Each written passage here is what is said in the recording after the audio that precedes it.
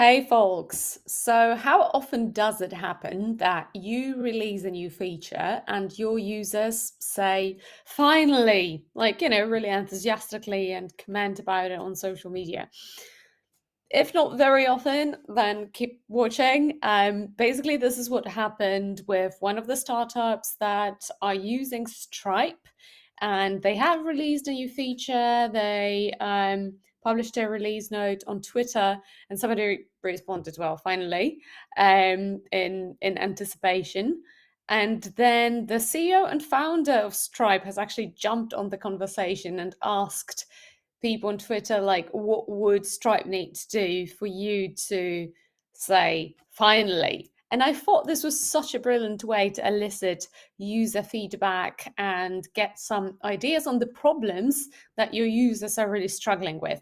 Because it's not really about the solutions, it's not really about the product. And this is what I think a lot of product people, especially founders, forget about, right? They so focus on a particular solution, right? They see a particular problem, maybe in their own life, on their own work, and they have come up with a way to solve it, right? But they don't really focus on the bigger picture. Is the problem really big enough for other people to care, right? And then when you reverse engineer it and you put this into the context of an existing product, right? And you just release a new feature because you think it's such a brilliant way to do something, but you don't really ask your audience if this is the problem that they are actually struggling with.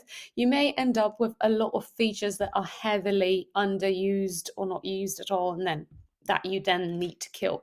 So how to avoid it? You should basically constantly keep asking your users what problems they are still struggling with despite having a product. How to do that? That's another issue that we have discussed before, actually, in the article I linked in the CTO button.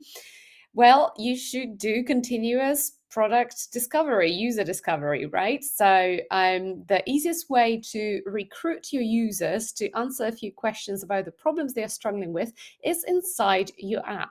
And it doesn't have to be a whole interview.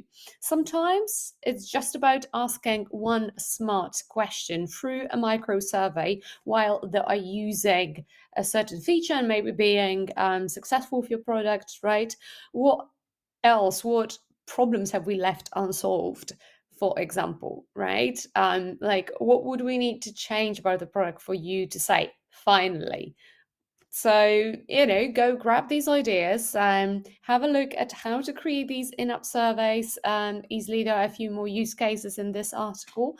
And yeah, let me know if you conduct enough user interviews, you think, to unlock these finally moments in your business. Looking forward to seeing you next week. Bye bye.